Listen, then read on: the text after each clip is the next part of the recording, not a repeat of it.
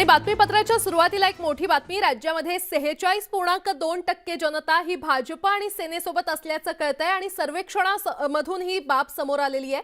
तर सीएम पदी मुख्यमंत्री एकनाथ शिंदे यांना 26.1% जनतेने पसंती दर्शवलेली आहे आणि देवेंद्र फडणवीसांना 23.2% मत मिळालेलं आहे। तर भाजपला 30.2% इतकं मत मिळालं आहे आणि शिवसेनेला 16.2% इतकी मतं मिळालेली आहेत। त्यामुळे आता राज्यात हे सर्वेक्षण करण्यात आलं आणि या सर्वेक्षणातून ही बाब समोर आलेली आहे। राज्यात 46.2% जनता ही भाजप आणि सेनेसोबत असल्याचं कळतंय। एका सर्वेक्षणामधून ही माहिती समोर आली आहे।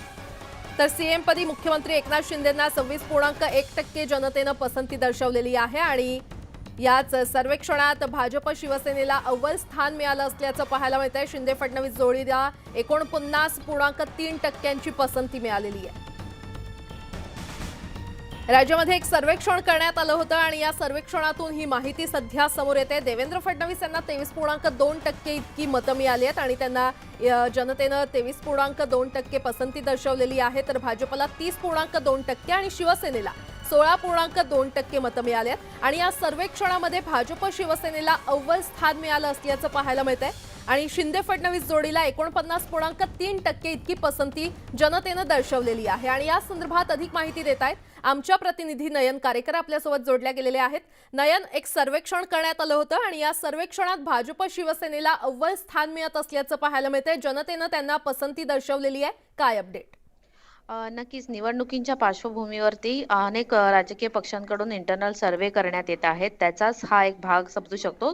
आज अनेक वृत्तपत्रांमध्ये शिवसेनेतर्फे जाहिरात देण्यात आली आहे आणि त्या जाहिरातींमध्ये त्यांनी असं म्हटलेलं आहे की शिवसेनेने जो सर्व्हे त्यांच्याकडे आलेला आहे त्यातूनच त्यांनी दावा केलेला आहे की संपूर्ण महाराष्ट्रात भाजप आणि शिवसेनेच्या युतीला सर्वाधिक पसंती मिळालेली आहे।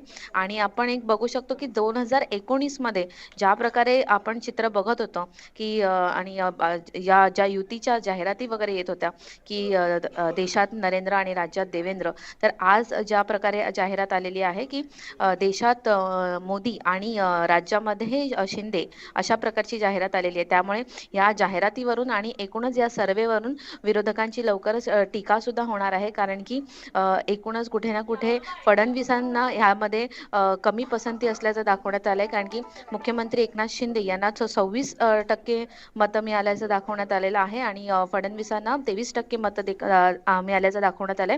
पण एकूणच सर्वे जर का बघितला तर शिवसेना आणि भाजप युतीला खूप चांगल्या जागा मिळतील येत्या निवडणुकांमध्ये, असं या सर्व्हेमधून दाखवण्यात आलंय। बरं नयन, धन्यवाद या सविस्तर माहितीसाठी।